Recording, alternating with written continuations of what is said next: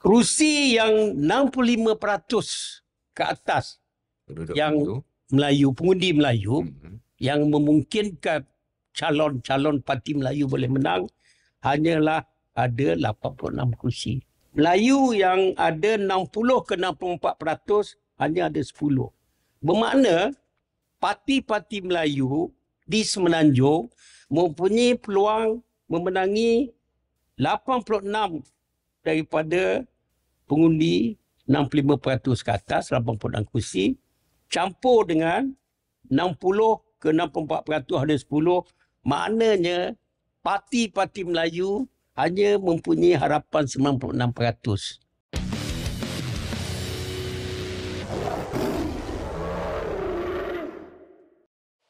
Assalamualaikum dan selamat sejahtera kepada penonton dan pendengar The Tiger Show Podcast. Kita kembali ke episod 50. Pertama, saya ingin mengucapkan selamat tahun baru. Semoga 2026 akan menjadi lebih baik daripada sebelum-sebelum ini. Okey, hari ini kita nak bincang sebuah topik yang begitu penting kerana dia akan menyebabkan satu perubahan landscape politik di negara kita. Sebelum itu, bagi yang baru terjumpa dengan channel The Tiger Show Podcast ni, kita minta subscribe dan like semua akaun media sosial kita. Okey, sebelum pilihan raya negeri Sabah ke-17 baru-baru ini, Yang Amat Berhormat Perdana Menteri Datuk Seri Anwar Ibrahim mengatakan bahawa Sabah dan Sarawak akan mendapat pertambahan kursi-kursi parlimen sebelum PRU16. Dan pada 22 Disember, Naib Yang di-Pertua Majlis Bekas Wakil Rakyat Mubarak, Tan Sri Zainal Dahlan menyatakan kebimbangan bahawa Barisan Nasional dan UMNO akan kehilangan lebih banyak sokongan sekiranya persepadanan semula kawasan pilihan raya, terutama di kawasan bandar-bandar di Selangor. Dan disebabkan itu, kita menjemput seorang penganalisis dan juga penulis yang terkemuka, Dr. Kamarul Zaman Yaakob. Khabar, Bung? Baik. Ada asas ke kebimbangan Naib Yang di-Pertua Mubarak ni tentang... Ini bukan saja pihak Mubarak saja yang bimbang. Perkara ini telah dibincangkan. Malah saya sendiri ada menulis 2 artikel yang dikeluarkan oleh utusan berhubung dengan persepadanan semula kawasan pilihan raya.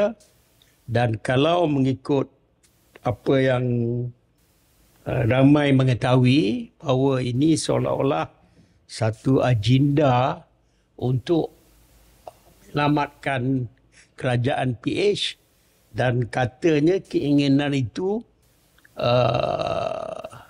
datangnya daripada DAP. DAP sendiri. Sebab apa yang saya dapati dari kajian, 25 kawasan parlimen yang terlibat itu adalah rata-rata kepunyaan kerusi DAP, PKR, Amanah. Hanya 2 kerusi parlimen saja daripada 25 kerusi itu dimenangi oleh PAS, iaitu Hulu Selangor dan Kapar. Keseluruhannya adalah kerusi milik PH. Maksudnya masih kursi yang sama yang macam kita bincang Jadi sebelum ni lah. Kalau kursi itu dikembangkan, yang untung adalah PH. Okay. Jadi syakwa sangka, kebimbangan dan apa yang menjadi apa yang diperkatakan oleh Wakil Mubarak itu memang tepat sekali. Itu akan merugikan UMNO, malah secara umumnya akan merugikan parti-parti orang Melayu lah di Malaysia ni, terutama di Semenanjung lah. Okey Pung, macam untuk melakukan persepadanan semula kawasan pilihan raya ni, perlukah mendapat sokongan majoriti 2/3 di Parlimen? Ya, memang kali ini kursi akan bertambah. Sebab daripada 25 kursi itu akan dikembang menjadi 57. Pertambahan jumlah kursi selain daripada mengukir sempadan, kerana pertambahan itu akan memerlukan pindaan perlembagaan. Tadi itu memerlukan 2/3, iaitu 148 daripada 222 lah. Tapi kalau tengok dalam keadaan sekarang, maksudnya UMNO sendiri sudah pasti akan menyokong. Kalau ikut keadaan sekarang lah, ikut Zahid dan sebagainya kan. Tidakkah ini akan memberikan kesan yang buruk pada UMNO juga? sebelum pindahan sempadan ni, UMNO sendiri pun sudah dipanggil UMDAP. UMDAP. UMNO sendiri telah dijenamakan sebagai UMDAP. Orang bawah, dia pendokong UMNO di peringkat bawah pun dia melihat bos dia di atas bukan lagi UMNO yang lama. Jadi kalau di segi itu pun dia sudah kehilangan sokongan daripada anggota dan penyokongnya, apatah lagi dengan Persebadanan semula. Kalau pemimpin-pemimpin UMNO yang ada 26 tolak Allahyarham Bung Mukhtar, mana tinggal 25 ni, menyokong pindahan ini, maka saya rasa UMNO akan terpukul lah dalam pilihan raya kali ini. Tapi mungkin Bung ada kemungkinan Persepadanan ini DAP akan bagi sikit pada UMNO. Ada kemungkinan kan? Ya, itu memang kita pun dapat meyakinkan, menjangkakan. Sebab kalau kita tengok di Terengganu, sejak pilihan raya 1959, pilihan raya yang pertama, Terengganu mempunyai 8 kursi parlimen. Okey. Pada 1959, dengan pengundinya hanya 158,000 pengundi. Dia ada 8 kursi. Pada ketika itu. Jadi sekarang. 59, 64, 69, 74, 78, 82 sampai sekarang Masih 8 kursi, sedangkan pengundinya bertambah daripada 198,000 kepada 496,000. Jadi pertambahan 3 kali ganda ini adalah tidak menasabah langsung. Kalau tak dibuat. Tak dibuat. Begitu juga Kelantan. Kelantan pada pilihan raya 1959, pilihan raya yang pertama, pengundi dia Kelantan bermula dengan 12 kursi parlimen. Kemudian pada 2008 meningkat kepada 13 kursi dan pada 2018 kepada 14 kursi. Pengundi dia pada 1959, pengundi dia 237,000. Dan sekarang meningkat kepada 820,000. Berapa kali ganda tu peningkatan? 4 kali ganda. Hampir 4 kali ganda. Jadi ada kemungkinan lah untuk memperdayakan UMNO ke orang PAS ke apa sajalah. Mungkinlah ada cadangan-cadangan untuk menambahkan sedikit kepada kursi-kursi di Kelantan, di Kedah, Terengganu. Jadi yang keseluruhannya menguntungkan pihak mereka. Yang sebab banyak daripada 25 tu berkembang menjadi 57, untuk PAS hanya 4. 4 tu di Terengganu dan Kelantan? Tak, 4 itu 2 di Kapar, di Kapar. 2 dulu Selangor. Jadi dia laba 53. Double. Berkembang jadi 53. PAS 2 berkembang jadi 4. Kalau pecah kepala pun berebut 4 kursi antara UMNO, 3 PAS tu 4 kursi saja. Dia boleh relax bahawa kursi itulah kursi yang memang di dalam tangan mereka lah. Okey Bung, dalam perhimpunan 153 baru-baru ni, bekas Naib Chancellor Universiti UiTM, Tan Sri Ibrahim Abu Shah turut menyatakan kebimbangan tentang persepadanan semula ni. Sehinggakan menurut Tan Sri, sekiranya berlaku dan keputusan pilihan raya seperti yang Bung katakan tadi, mempunyai kemungkinan untuk kembalinya Singapura ke Malaysia ini. Ada asas ke dakwaan Tan Sri Ibrahim Abu Shah? Sebenarnya saya pun di dalam komiti 153. 153. Okey. Dan perkara itu pernah saya lontarkan. Perkara persepadanan semula ni patut semua orang Melayu ni mengambil perhatian dan pemain politik Melayu ni patut turun ke bawah menyatakan bantahan kesannya. Dan artikel saya yang ketiga ada menulis pasal ini. Saya kata kalau DAP PH ke tak melalui PH, berkuasa negara ini satu dua penggal lah selepas berkuasa, dia boleh menjemput Singapura sebab dari segi sejarah Singapura pernah berada di dalam, malah membentuk Malaysia tahun 1963 sehingga dikeluarkan oleh Tunku pada 1965. Jadi itu kalau kita tengok sekarang Singapura lebih kurang hampir 100 kursi, tapi cara dia berbeza. Dia ada undi kelompok, ada undi individu. Tetapi saya dah buat kajian, kalau undi pakai sistem kita, dia hampir 60 kursi dia boleh. Dengan jumlah pengundi dia 4 juta lebih, tak salah saya. Dengan saiz besar Gombak tu ada 60 kursi je. 60 kursi sebenarnya banyak. Kalau dia pakai sistem kita lah, dengan dia ni 100 hampir 100.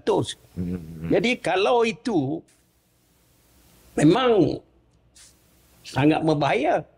Sebab kalau PAP dan DAP adalah anak kepada DAP adalah anak kepada PAP, semua orang tahu, semua pemain politik tahu sejarah. Mungkin banyak kalau PAP dengan sistem pilihan raya kita, tidak ada sistem kelompok dengan individu, dia boleh menghasilkan 60.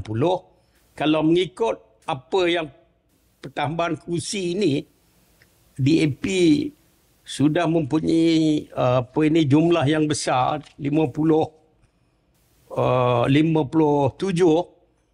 campur dengan 60 PAP, maka itu satu angka yang secara mudah mereka kontrol Malaysia lah. Okey Bung, untuk konteks sebab mungkin ramai generasi muda terutamanya Gen Z dan sebagainya tak apa tahu sangat sejarah DAP dan PAP ni. Kalau Bung boleh cerita sikit. Secara simple lah, secara mudah. Bila pembentukan Malaysia terjadi antara empat sebenarnya tak boleh, Sabah Sarawak tidak boleh dianggap negeri. Sebab sebelum dia menyertai atau membentuk Malaysia, dia sudah merdeka. Sarawak sudah merdeka, Sabah sudah merdeka. Jadi Singapura datang, Sabah Sarawak datang membentuk Malaysia. Dan persefahaman awal antara Tunku dengan Lee Kuan Yew, Lee Kuan Yew tak boleh melibatkan diri di dalam politik di Semenanjung.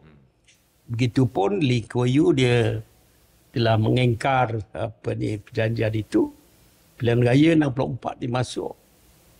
Pilihan raya di peringkat parlimen. Antaranya parlimen bangsa kan? Ya. B. David. Menang, tak salah saya. B. David siapa ya? Adalah satu satu parlimen. Dan tak salah Lim Kit Siang bekerja dengan ahli parlimen tu kan? Jadi Surah Akbar ke apa ke. Jadi lepas itu, lepas terkeluar daripada Malaysia, itu pun salah satu isu yang menimbulkan kemarahan kepada Tunku kerana keingkaran Lee Kuan Yew kepada janji itu salah satu pada isu. Dan Tengku melihat ini satu ancaman lah. Cuma silap Tengkunya, kenapa Tengku tidak tangkap Lee Kuan Yew? Sedangkan pemimpin kiri, semua ditangkap. Ustaz Mam, Pak Sako, Dr. Burhanuddin ditangkap masa konfrontasi. Ramai golongan kiri Melayu dan kiri bukan Melayu ditangkap.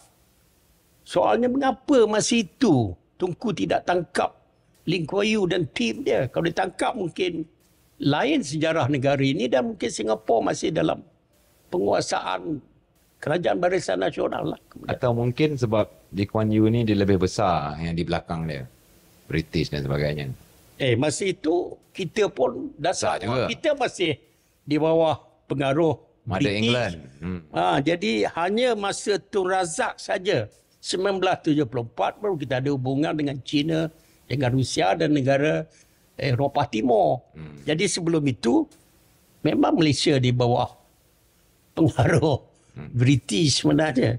Jadi bila Lee Kuan Yew Singapura ditendang, maka kelompok-kelompok aktivis PAP dulu telah membentuk apa yang dinamakan DAP lah. Nama pun hampir sama. DAP, PAP.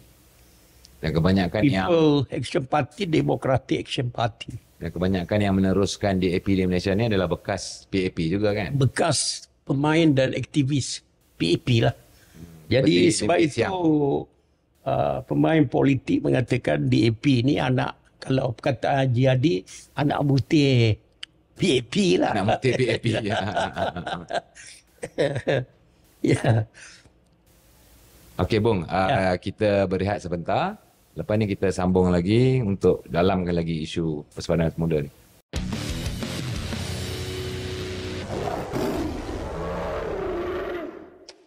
Okey, kita kembali ke episod 50 The Tiger Show Podcast. Sekali lagi saya ingin mengucapkan selamat tahun baru kepada semua, dan yang baru berjumpa dengan channel ini sila subscribe dan like semua akaun media sosial The Tiger Show Podcast.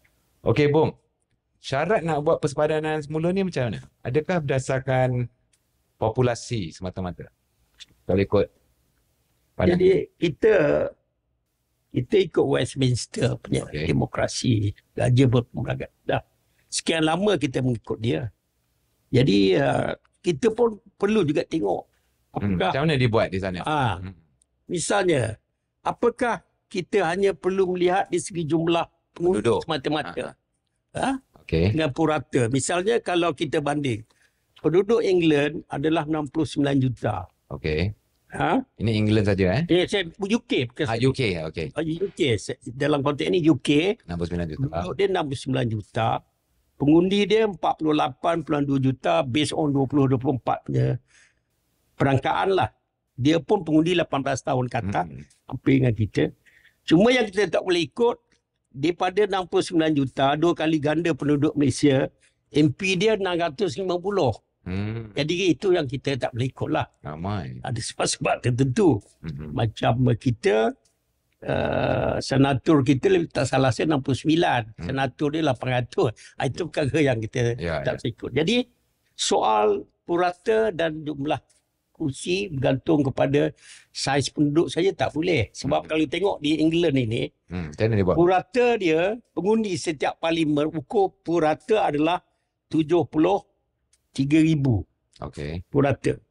Tetapi begitu pun ada juga kawasan pilihan raya yang jauh lebih kecil daripada angka tersebut kerana protected kawasan lah. Misalnya pulau yang jauh daripada tanah besar diorang, tetapi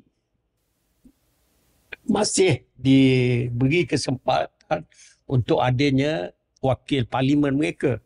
Saya bagi contoh, parlimen yang kecil lah. Dia ada 4, saya bagi 2, 3. Satu, parlimen pulau yang di atas pada Scotland, iaitu Orkney dan Shetland. 17,000 satu pulau, 17,000 satu pulau. 2 pulau ini digabungkan penghuni dia 34,000. Ada seorang ahli parlimen.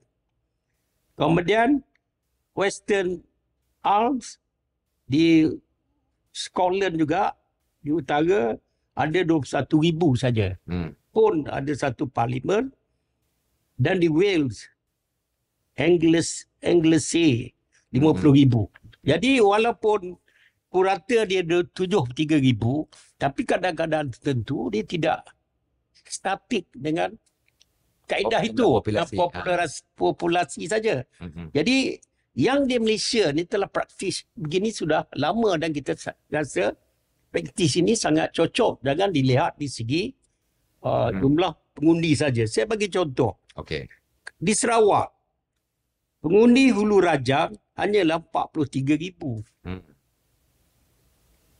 Putrajaya kita, pengundi 42,000. Tapi saiz? Hina Batangan, saiz katanya hampir sama Negeri Pahang.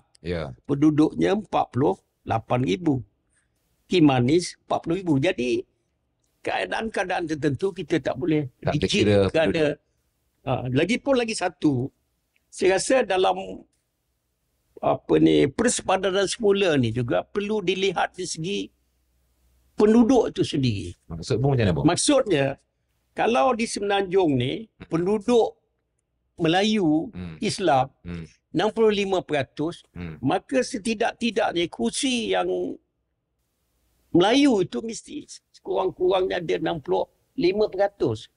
Kursi Melayu. Ah, Ya. Sebab kalau tidak, Baru mewakili. baru mewakili jumlah kaum yang sebenar. Kalau Cina 20%, dia seharusnya begitu. Itu lebih memudahkan kita untuk mendapat penyatuan sumber rakyat lah. Jadi kalau kita tengok sekarang ni, penduduk Malaysia, Okey. penduduk Malaysia keseluruhannya adalah 34.2 juta. Okey. Warga negara sekarang ini hanyalah 30.9. Oh, yang lain semua bukan warga negara. 4 juta lebih negara. Di Semenanjung ada 24 juta. Di Sabah 28 juta. Sarawak 2.43. Yang penting pengundi. Okey, pengundi berapa? Pengundi keseluruhannya 21.173.638 juta. Termasuk anak-anak yang 18 tahun. Okey. Sabah 3.7, Sarawak 2.53. Jadi kita purata 95,000 tau. Untuk satu kawasan pilihan raya. Jadi dalam konteks ini, saya rasa untuk tidak menimbulkan ketidakselesaan dalam masyarakat, selain daripada apa yang telah dibuat, kalau persepadanan semula yang baru dilakukan, mesti juga dilihat dari segi kependudukan ini. Jumlah peratus Melayu berapa, Cina berapa, dan India memang tidak ada majoriti orang India. Itu bergantung kepada bagaimana parti yang mereka sertai itu, mana komponen. Dia jadi komponen kepada parti yang lebih besar, menentukan nasib kursi bagi mereka lah. Okey. Saya bagi tunjuk Okey. apa yang ada sekarang. Kursi di Semenanjung ini, kursi parlimen di Semenanjung ada 165. Okey. Yeah. Kursi Melayu yang ada kursi Melayu yang majoriti ada 118 kursi. Bunyi sedap lah. 118 kursi. Tetapi kalau kita terperincikan, Okey, perincikan apa? kerusi yang 65% ke atas Penduduk yang itu. Melayu, pengundi Melayu, yang memungkinkan calon-calon parti Melayu boleh menang, hanyalah ada 86 kursi. Oh, hanya 86. Daripada 118. Majoriti yang 51 ke 64 ada 32. Okey? Okey. Begitupun Melayu yang ada 60 ke 64% hanya ada 10. Bermakna parti-parti Melayu di Semenanjung mempunyai peluang memenangi 86 daripada pengundi 65% ke atas, 86 kursi, campur dengan 60 ke 64% ada 10. Maknanya parti-parti Melayu hanya mempunyai harapan 96%. 96 kursi. 96 kursi daripada Total 222 lah. undi 60% ke atas. Sebab 60% ke bawah selalunya dikuasai oleh multiracial parti PKR apa semua ni lah. Jadi 96 ni saja daripada 165.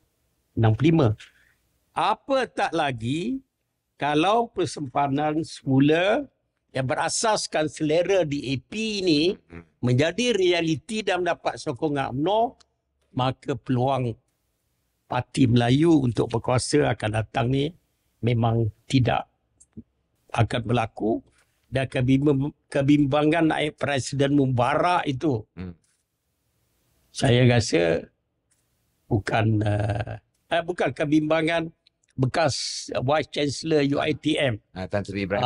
Tan Sri Ibrahim Shah itu ada kemungkinan berlaku, dan penulisan saya pun ada buat begitu. Saya tunjukkan. Dan kalau menurut Tan Sri Ibrahim Abu Shah, dan sekiranya Singapura bersama-sama dengan kerajaan DAP kepada ketika itu, ada kemungkinan Malaysia ni akan bertukar lah daripada sistem raja berperlembagaan kepada republik. Itu pun ada kemungkinan. Dia dalam politik ni semua ada kemungkinan. Kan? Dan kita tengok sejarah Raja-Raja Melayu. Saya melihat di segi seorang pelajar sejarah dan mengkaji sejarah. Dan saya khusus membuat nasionalisme, pelajaran nasionalisme sejarah final year saya lah sampai. Saya history saja. Okey. Saya tengok dalam sejarah perjuangan rakyat Melayu ini mengekalkan institusi raja ni, rakyat lebih berani daripada raja mempertahankan institusi raja. Ni masa Malayan Union.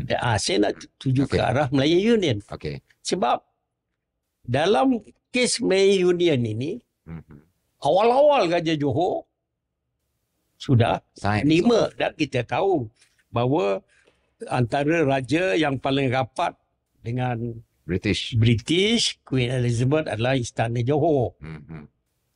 Kan kalau tengok di segi raja dia pun banyak berkahwin. Dan malah sampai hari ni pun uniform dia pun bukan baju Melayu tau. You tengok uniform dia pun bukan Raja 8 Melayu. Yang lain semua baju Melayu. Tapi Johor tak. Itu menunjukkan betapa rapatnya Johor dengan budaya Inggeris. Okay. Selepas itu raja-raja lain tanda tangan. Yang menentang adalah kebangkitan rakyat yang sedar terhadap kehilangan. Kawasan raja-raja ni bangkit menentang Malayan Union. Tak kira lah on ke siapa kan, tetapi kebangkitan rakyat Melayu yang sedar akan kehilangan kuasa raja tau. Bukan kehilangan kuasa rakyat, kuasa raja. Kalau Malayan Union dilaksanakan waktu tu, raja-raja ni jadi apa? Kalau ikut itu dia jadi kalau saya ada lagi ke tak ada dah? Kalau adalah. Pasal British sendiri pun sistem raja perlembagaan dikekal. Masa itu kita monark tersendiri kan. Wah. Yalah, mungkin kalau bahasa kalau bahasa yang tidak manisnya raja tinggal raja sajalah. Tak ada power. Jadi mungkin dikekalkanlah peranan jaga agama, jaga budaya. Itu sajalah. Maksudnya rakyat jugalah yang bangkit untuk kuasa. Dalam sejarah ni, kalau kebimbangan saudara tadi mengatakan apakah kemungkinan raja juga akan habis. Kalau kita tengok di Nepal, 2000 tahun lebih tu monark dia. Akhirnya parlimen menurunkan monark dia. Kalau Singapura datang kat sini, dia majoriti. Kita tidak tahu sama ada Sabah Sarawak masa itu masih kekal di dalam Malaysia atau tidak. Kalau kita tengok pada Sabah Sabahan Sarawak yang tuntutan ada potensi dia juga menuju ke arah merdeka. Bukan saja peringkat otonomi, kemudian mungkin untuk merdeka macam Sarawak. Dia mampu hidup sendiri. Jadi kalau Sabah Sarawak dan tak ada, kalau Singapura dijemput secara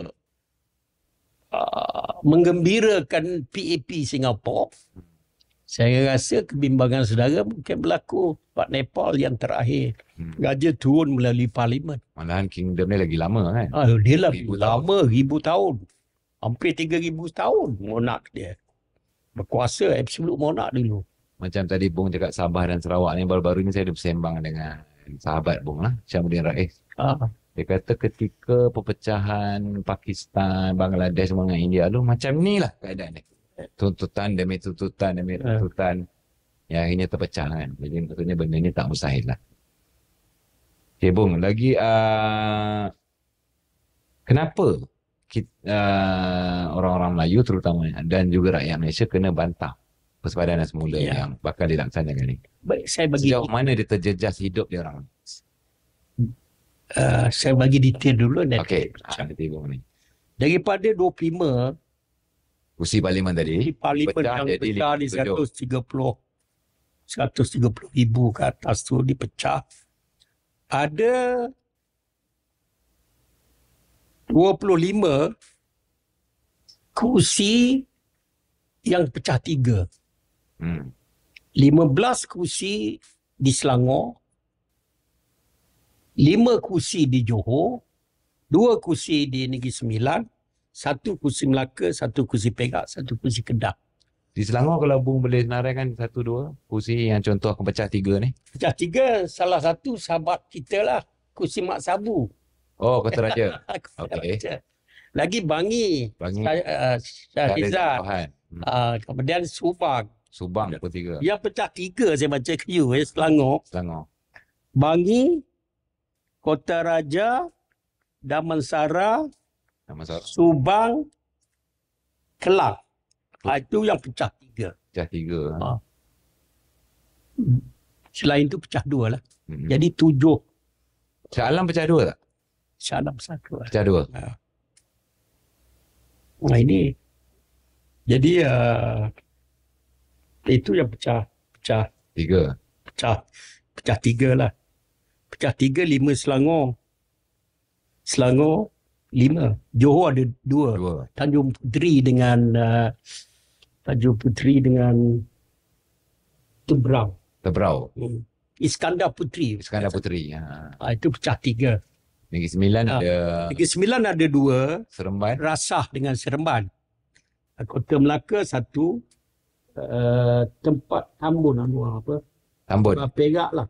Perak berapa? Perak, Tambun 1 saja. Kota Melaka 1. Kedah, Sungai Petani.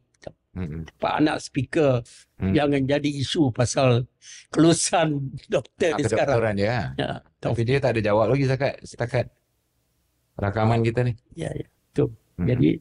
Jadi kalau begini, daripada 25 menjadi 57, 2 saja parlimen pecah jadi 4, Kapar dan Hulu Selangor. 4.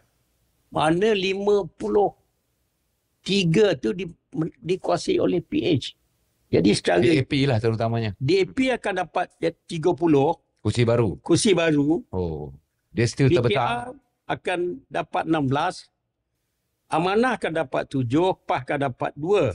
Menjadikan DAP akhirnya sekarang ada 40. Tolak 12 kursi, dia pecah 2 dan 3. Maknanya dia tinggal 28 daripada yang lama. Dapat 30, mana DAP jadi dapat 58.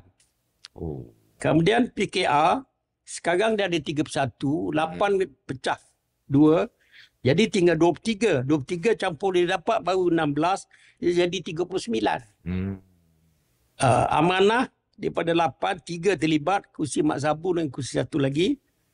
Dia daripada 8 tolak 3, tinggal 5 campur dia jadi 12. PAS ada 41, tolak 2, 39, campur 4 jadi 43. Inilah kedudukan dia nanti. Jadi kalau kita lihat di sini, kedudukan keseluruhan kursi di Semenanjung, kursi yang asal 165, tambah kursi 32, jadi 197. Okey. PH, DAP ada dapat 58, PKR dapat 23, Amanah dapat 12, mereka ada 93 kursi daripada 197. Okey, Bung, macam Datuk Seri Anwar yang baru-baru ni cakap pertambahan, kalau data Sabah Sarawak pun ada pertambahan kursi. Apa dia? Kan nak Datuk Seri Anwar kata akan itu ada, saya terbaca bahawa Sarawak dapat 15, Sabah akan dapat 10. Itu saya ada terbaca lah.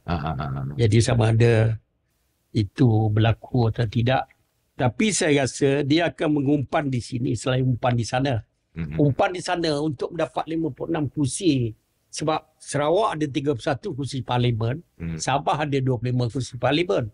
Kalau dia bagi Sarawak 15, bagi Sabah 10, total dia ada berapa? Dia orang tak rugi apa-apa. Dia dapat support 56 kursi parlimen, dia nak cukupkan 148. Sebab itulah saya rasa nanti dia akan bagikan sedikit kepada kursi-kursi UMNO. Dipecah, dia dah untung 32. Kalau dia bagi 20 pun untuk direbut oleh UMNO dengan PAS, dia dah tentu boleh merintah. UMNO akan jadi diperbodoh-bodoh lah kalau perkataan yang buruk. Jadi ataupun dimainkan oleh DAP lah dengan PKR.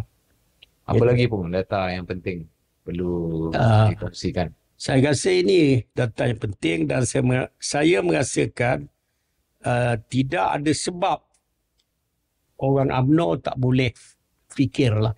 Terutama ahli parlimen. Dan kalaulah mereka tidak berani untuk menyekat di dalam parlimen, mereka jangan datanglah. Jangan kecukuk 148. Itu logik saya lah. Okay, Bong, kita berehat sebentar. Nanti lepas ni kita nak sambung tentang mengapa perlu dibantah usaha persepadanan semula ni. Okay, kita berehat sebentar. Ya.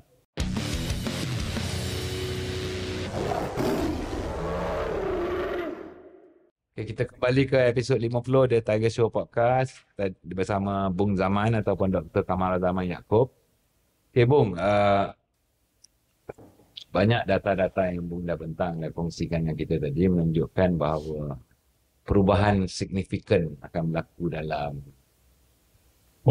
geopolitik di Malaysia ni lah. Ataupun kuasa-kuasa politik di Malaysia ni, di mana yang sebelum ini Malaysia ni sejak merdeka politiknya dipegang oleh orang Melayu yang merupakan majoriti di negara inilah.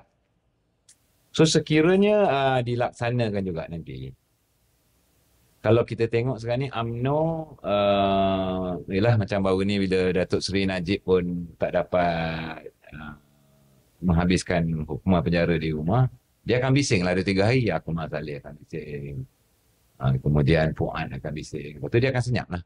Tengok-tengok gaya nanti, saya percaya yang UMNO tidak akan membantah. Okay, apa yang dia boleh dibuat lagi pun untuk menghalang persepadanan semula ni dilaksanakan? Jadi saya rasa apa yang Mahathir buat dengan kelompok termasuk Tan Sri Ibrahim Shah, Anwar Musa, Norma, Datuk Zain Badak. Sorry saya tak sebut perkataan.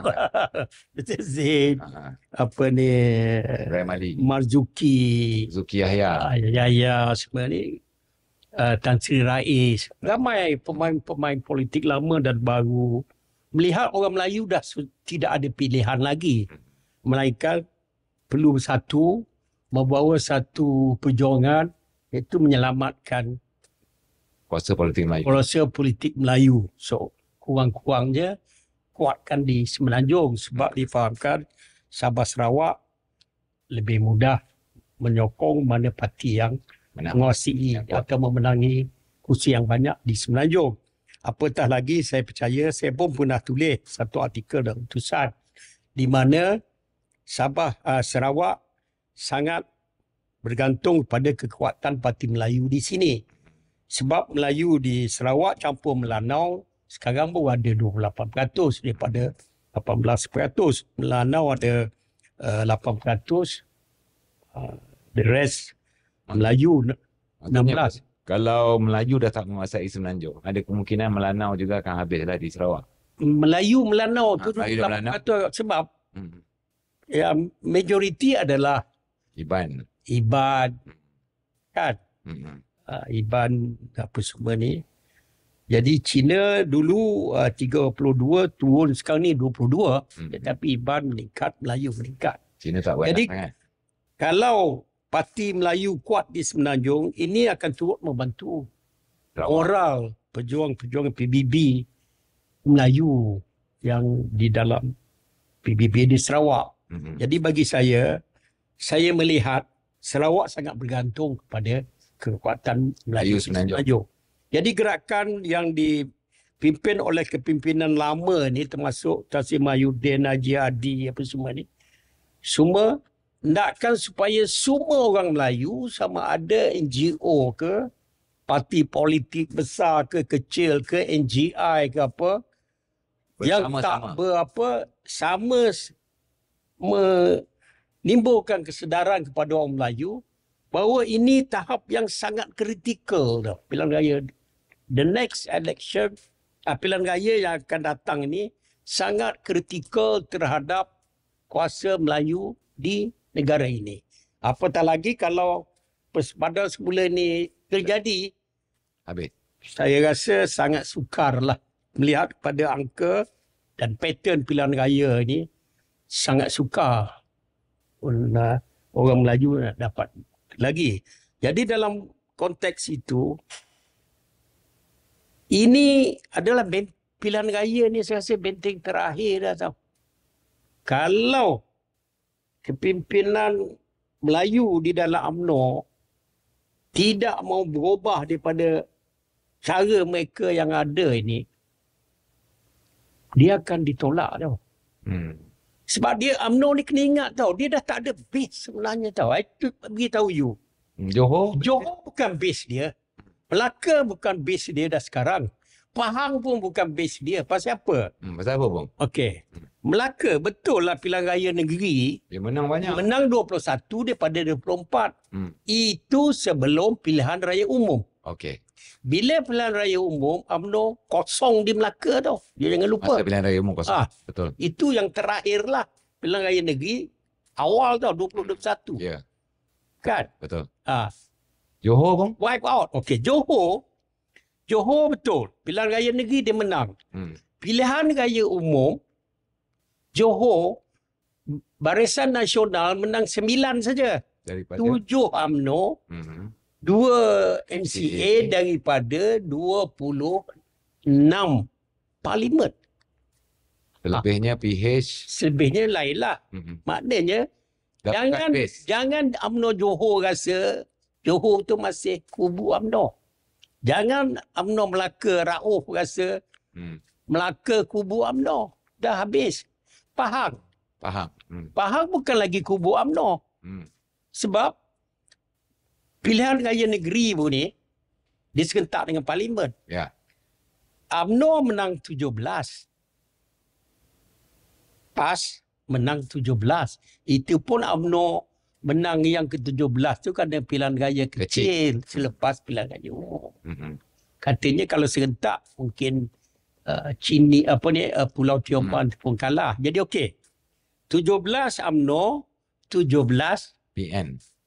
Perikatan Nasional. Tetapi jangan lupa parlimen Melayu UMNO hanya tinggal 5 tau. Bera, Pekan,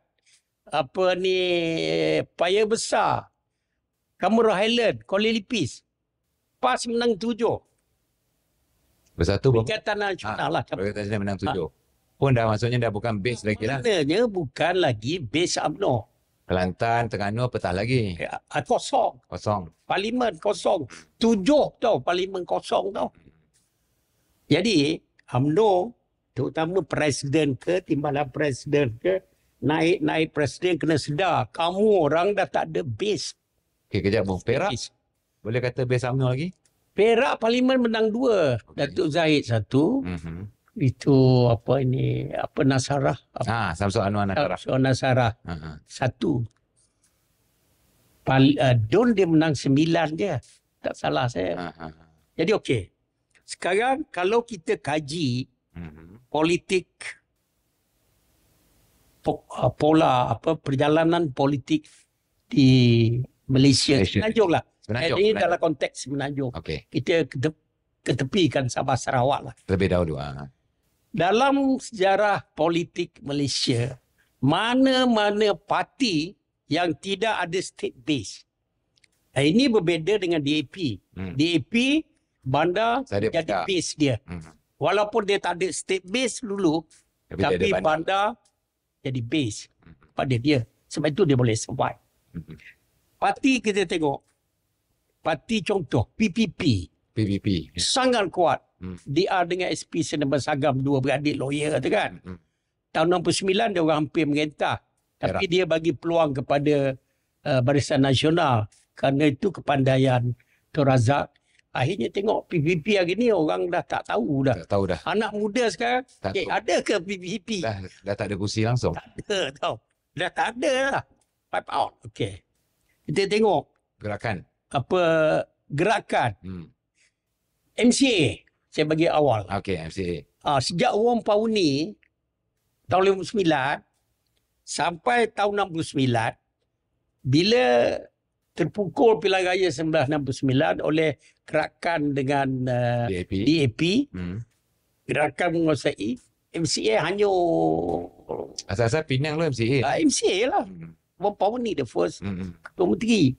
Hanya sampai kira MCA dah 2 batu nisan lah kat Yalah. Parlimen 2. Tinggal 2. Itu pun Malay majority tau. Kawasan Malay majority. Maknanya perjuangan MCA untuk menjadi parti kepada orang Cina sudah tidak diyakini, sebab itu dia menang di kawasan Melayu tau. Dia sendiri pun takut nak bertanda di tengah-tengah bandar. Okay. Parti di Kelantan, Berjasa, Mat Nasir. Mula-mula dia jadi. Tak? Lepas tu tahun 82, lepas dia 78 dia lagi 82 dipermainkan oleh UMNO. Dia ada 36 kursi. Yang kuat UMNO bertanding. Yang kuat PAS dia suruh bersatu parti 46. Bukan. Berjaya bertanding.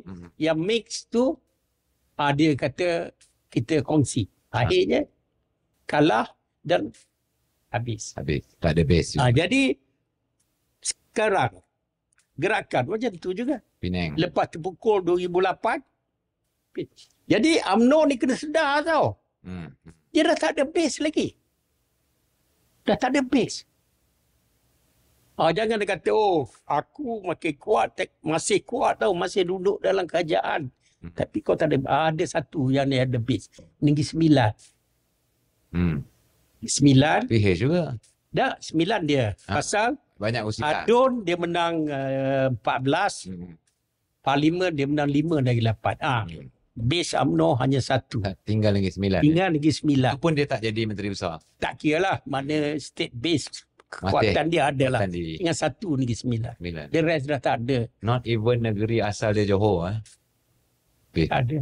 Tambah lagi dengan undi 18 ni. Johor tinggal 7 je parlimen daripada 26 tau. Abang, tambah pula nanti undi 18 baru PRU 16 ni, yang mana pengundi-pengundi ni langsung tak ada ingatan yang UMNO. Jadi pemimpin UMNO kena sedar, mesti bertanggungjawab bersama seluruh orang Melayu yang cintakan negara ini, mesti tolak persebadanan semula kalau based on 25 kawasan ini.